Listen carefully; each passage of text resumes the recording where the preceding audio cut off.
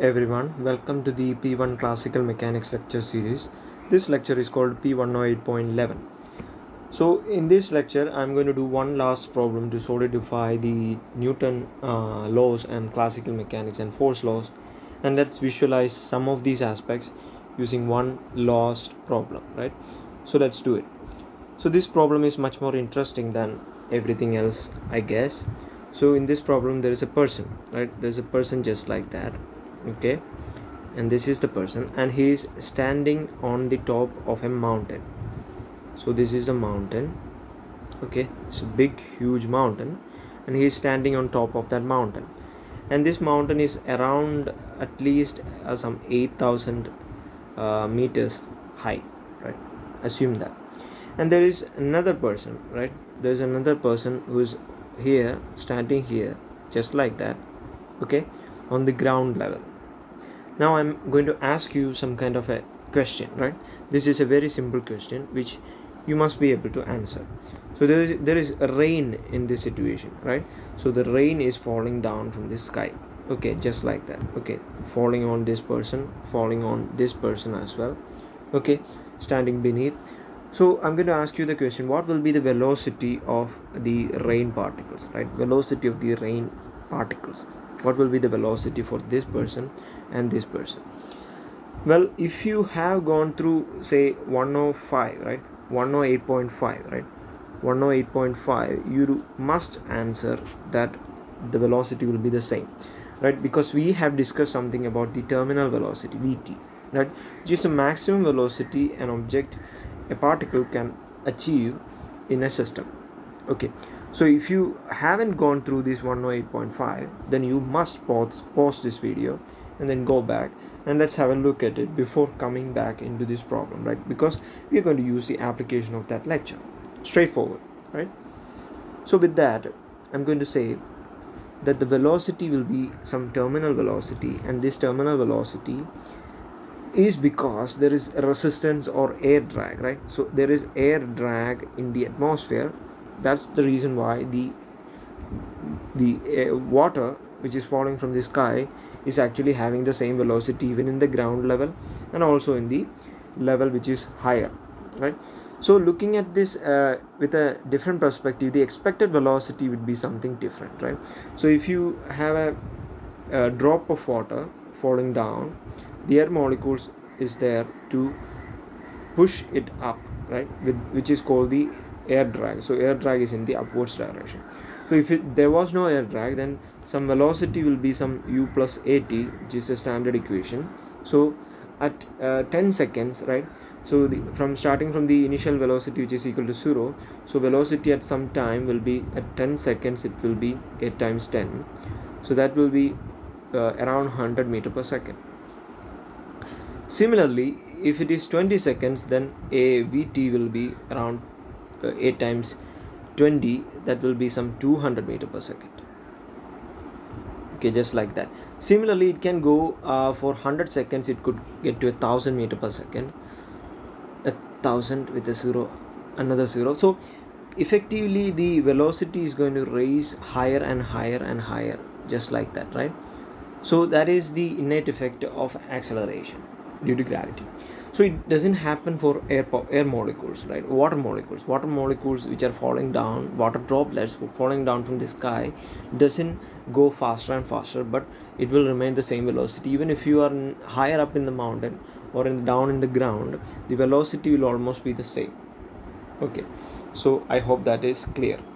Now we are going to look at what happens. We are physicists, right? So our problem here is, I'm going to define the problem. Problem is to understand what the terminal velocity first of all, okay. We have already done that, okay. That is out of the question. And the second thing is to find out what the equation of velocity with the time, okay. So the velocity is going to reach terminal velocity, some Vt, and before that the velocity has to change somehow, right?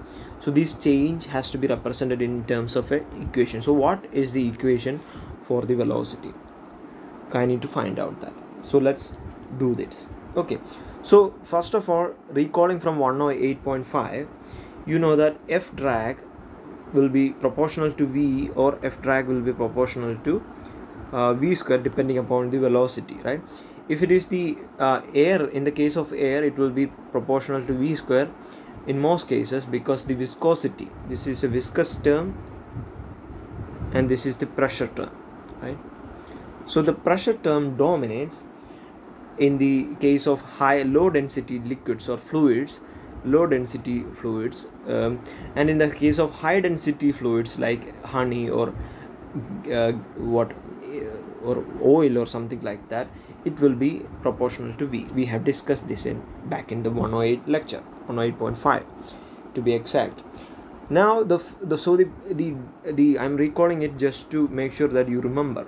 So Ft was equal to some CD by 2, right? In the earlier lecture, CD by 2 A times rho V square, where A is the cross-sectional area of the droplet, right? A is the cross-sectional area of the droplet, and density is the density of the air molecules around it, and V is the velocity, and what else? CD is a constant for a particular shape. If it's a spherical, CD is a constant. So that's the equation right there. Now we can apply the Newton's laws. So a droplet which is falling down from the sky, right, just like that, this droplet, the force acting on is the first one is mg, and the other force is F drag, right, on the opposite direction. So you can write down F equal to ma, and you can say F mg can be taken as positive and up can be taken as negative if you want, okay, and mg minus the F drag must be equal to some ma, okay. So now simplifying this much further, or making it much more obvious, you can substitute the value of F drag from this equation. F drag is equal to CD by 2, so it's CD by 2, right, A rho V square must be equal to some ma, right? So ma can be written as m times dV by dt, okay. You can do that. Now after reaching some velocity which is called the terminal velocity, you will see that the water droplet, after reaching Vt, right, the acceleration will be 0. So A will be 0 after reaching Vt, because it is going to that's the technical definition of terminal velocity. Terminal velocity means the maximum velocity it can have. So the maximum velocity, when it is reached, then the acceleration is going to be 0. So you can just say that mg minus cd, okay, I'm going to call this, I don't want to write this all the way across, so I'm going to call cd, okay, cd by 2 a rho as some constant c, right? So I'm going to call this just that, so that it is much more easier. Our life will be much more easier with that, okay. So I can just write down it will be c times v square, easier now, times it must be equal to m times dv by dt, right? So this is equal to 0 because dv by dt will be equal to 0 after reaching terminal velocity. So now you can write down, sir, that mg must be equal to some cv square, right? So v must be equal to mg by c, square root of that. So this is called the terminal velocity, right, the maximum velocity it can have, okay. Recollecting that, so the first part of the question complete. So that is mg by c, okay, no doubt about that. If you want, you can substitute the value of c. C was just mg by c was what? C was cd by 2, right? So it's 2 by cd a times rho, okay. So substituting that values, if you want, you can do that. So this is also the term. So let's call this equation equation 1 or something like that. Equation, okay, let's call this one equation 1. That's much more simpler, right? This is equation 1 and this is equation 2, okay. Keeping track of these equations, that's very important. Now we found that. Now what we can do is that for air, in the air, the water molecules, some mass of the water being some 4 times 10 to the power 6 kilograms, right? So it's micrograms. So in those value, a droplet of this mass and the cross-sectional area of some 3 times or something like times 10 to the power minus 6 meter square, like small area. If you substitute those values here, so you can find out Vt must be equal to 6.5 meter per second. So that's the maximum velocity, and a water droplet can achieve, right? So that's the water droplet maximum velocity it can go. Now getting back into the real problem, where this is the easier part. Now getting into the complicated part, where we don't know what the velocity. A droplet falling from this sky, right? A droplet falling from this sky is going to accelerate, right? Some acceleration, and then reaches terminal velocity vt. Okay, so in the middle point where the acceleration occurs and until it reaches vt, we need to find out the equation. That's the question. Okay, a drain drop, just like that. So what I can do is that I can recollect the equation 1, right? Equation 1, as you can remember, that is mg minus cv square must be equal to m times dv by dt, right?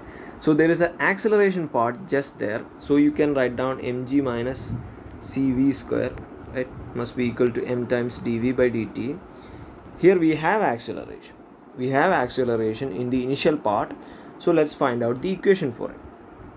Okay, now this is mathematically it's a bit complicated, this problem, but theoretically it has very beautiful way of representation. Anyways, let's do it.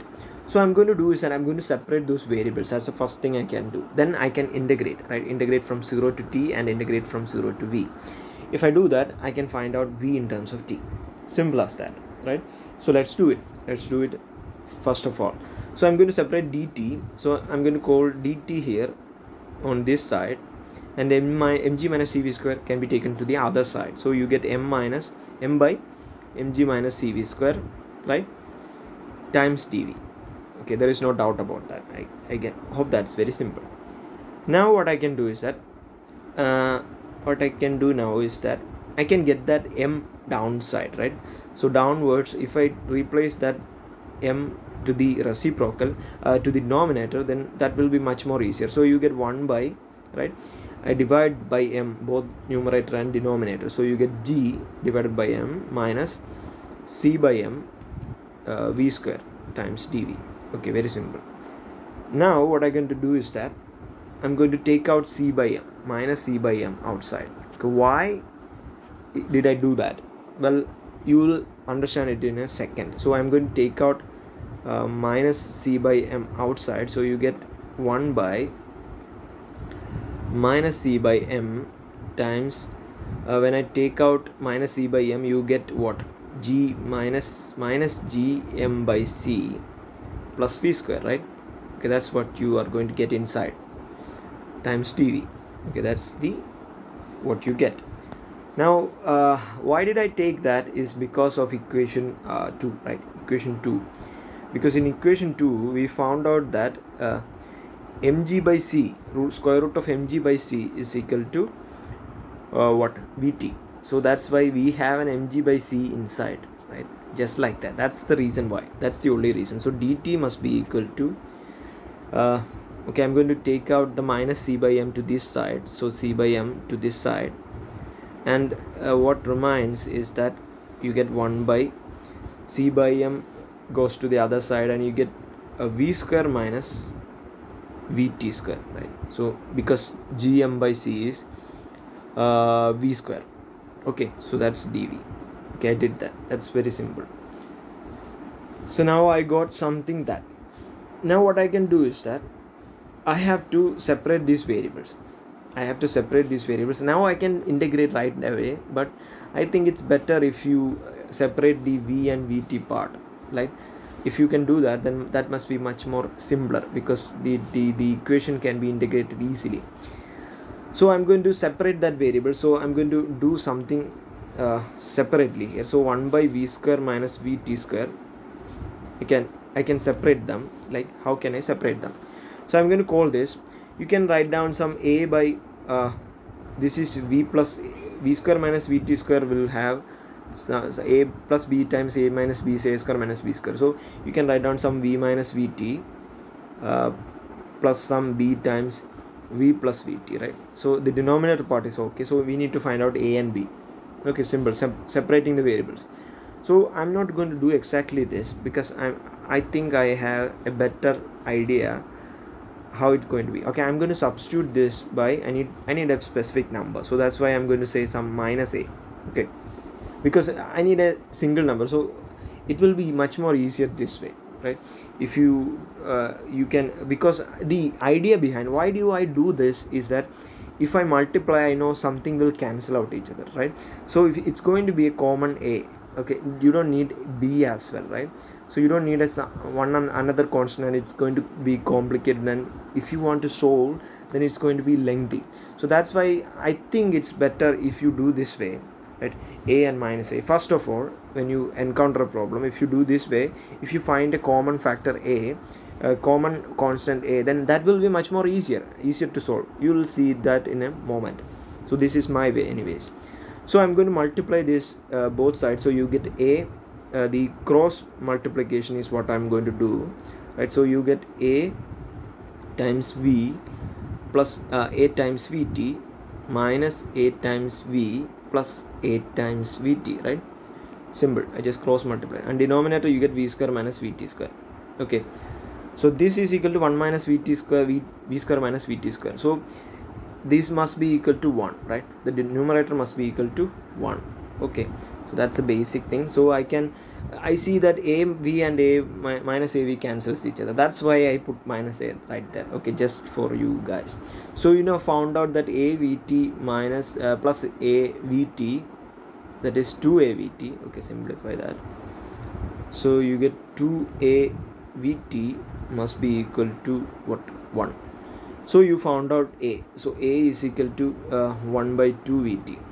Okay, so you found out a. Okay, very simple and very easy. So you just found out a. Now substitute that back into this equation. Substitute that back into this equation, right? I'm going to substitute that. So you get a by v minus vt plus, or something like that, a by v minus vt plus minus a by v plus vt. So a is 1 by 2 vt. So substitute that, you get what? Let's substitute that easier now. So you get something like 1 by 2 vt times v minus vt, okay, times dv minus 1 by v plus vt times 2 vt dv, right? Okay, you just separated that. So that's what you get. Now I'm going to integrate the both sides. So integrate them all, and so you get from 0 to v, right? V, and the other side I'm going to integrate from 0 to t, so for whole time. Okay, that's what I'm going to do. So this component will get you what? C by mt, right? Minus c by mt. So you get minus c by mt must be equal to the integral of the other side. So this is a bit complicated, but it's manageable. So you get something like 1 by 2 vt can be taken outside, and the rest is integral of 1 by v minus vt. So 1 by v minus vt will be log v minus vt. So it's log v minus vt from 0 to v, right? Limit minus the second term 1 by 2 vt is taken outside. So you get log v plus vt, log v plus vt within the limit 0 to v as well. Okay, very simple, very elegant and very simple in brackets anyways. So now let's simplify this further, right? We have to simplify them. This is a bit lengthy, but it's very manageable. C by mt must be equal to log of 1 by 2 vt outside. Log of v minus vt will be log v minus vt. I'm substituting v here, so you get v minus vt minus log v as 0, so you get log minus vt. So right, so log, I don't need to write it anyways. Okay, it's one step manageable. So you get log v minus vt, right, substituting v, and you get log minus vt when substituting 0. So you get log something minus log vt. So it can be log a minus log b is log a by b, so you get minus vt. Okay, log v minus vt by minus vt. Okay, that's much more simpler. Minus again log the same thing, and you substitute that, so you get v plus vt by plus vt, right? So it's plus vt.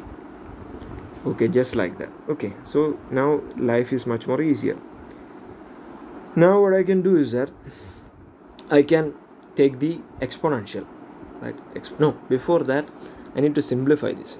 Okay, simplify this. So this is a bit complicated, even though it looks just as it looks, it's complicated. So v minus vt, you can again do log a minus log b, like both cases, right?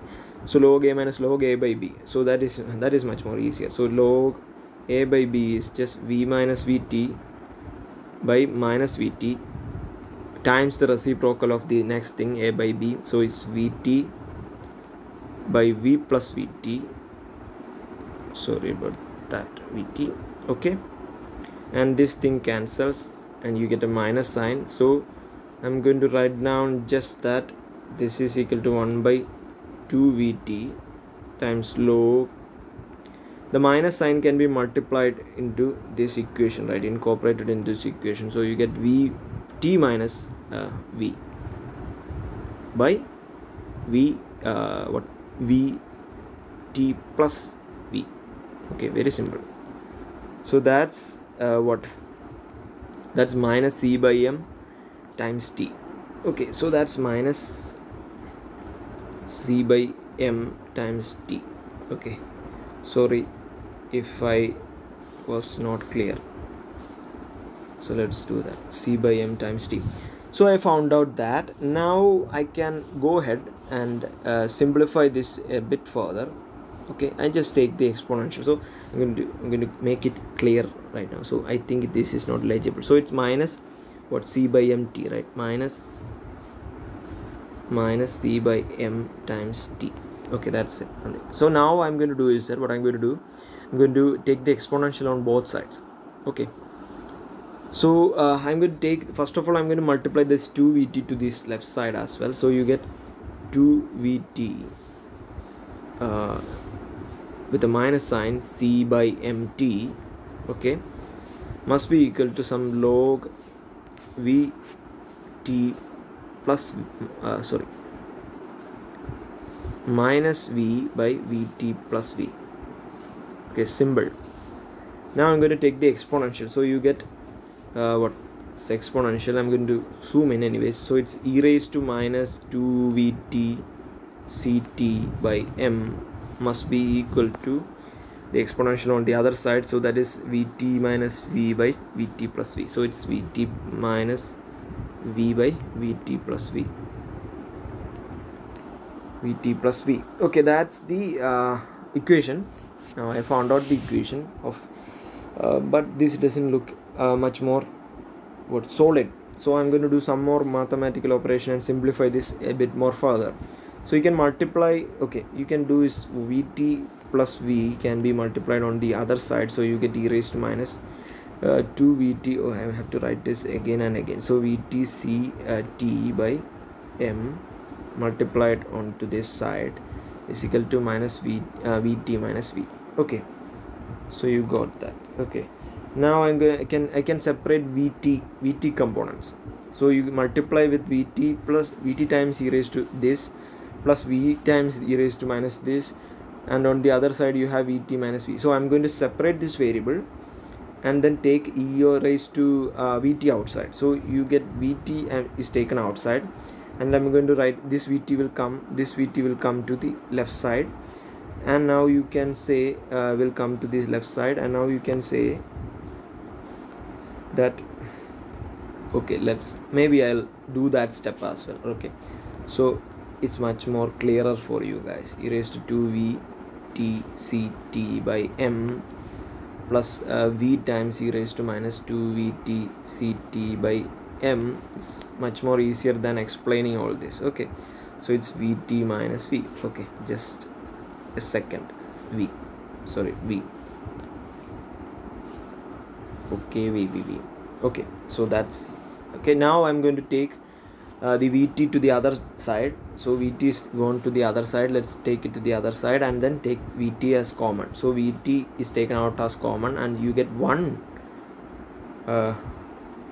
okay, 1 minus, or c, okay, 1 minus, I'm taking it to the right side. So it e raised to minus 2VTCT by M, right? Okay, that will be that must be equal to some V times again 1 plus, okay, 1 plus e raised to minus 2VTCT by M. Okay, so you found that as well. Now you got two sides, so now you can write down that V is equal to, okay, some V is equal to some Vt times, okay, what, 1 minus e raised to this stuff, okay, minus this stuff, I'm going to call this stuff, by 1 plus e raised to plus minus this stuff. Okay, so that will be that equation. So that will be, okay, 1 plus e raised to, there is a simple thing, 1 plus 1 minus e raised to minus x by 1 plus e raised to minus x is just a hyperbolic tan, right? So it is equal to tan hyperbolic of x. So it's much more easier now, so I can just substitute that here. So it's V is equal to some Vt times tan hyperbolic of the stuff. What is that stuff? It's minus 2VTCT by M. So it's minus 2VTCT by M. Okay, so that's the final answer I need. Okay, also, so you can find out the equation of velocity just like that. So this is the equation for velocity of a droplet which is falling down. If you have trouble computing hyperbolic functions, then use this equation, right? So use this equation, that's much more easier. Okay, very much easier. So this is the equation connecting V with the time, okay, just that. Okay, this is the V of t must be equal to some Vt times tan hyperbolic of what, some stuff, 2Vt, these are all constants, right? So 2 minus 2Vt Ct by M. So C, as you remember, C is just CD by, C is the constant was CD by 2 what, A rho. Okay, so that was the constant. So now you can substitute that back into this equation and you can find out what the velocity. So we have found out a groundbreaking theory. Okay, we have found out a groundbreaking equation of how rainwater or any component, you can change the density, the area, the material, right, shape of the material, and you can find for any component. It's not just raindrop, but for any component you have to use this. Is a very most significant equation. This equation you can solve this, or you can use this equation, just use it. Okay, this is the equation, and with that I'm going to close this lecture, and we'll see you next time, right? I hope these are all useful to you guys. I'm working hard preparing all this. Anyways, let's see you next time. Subscribe and like and share, please.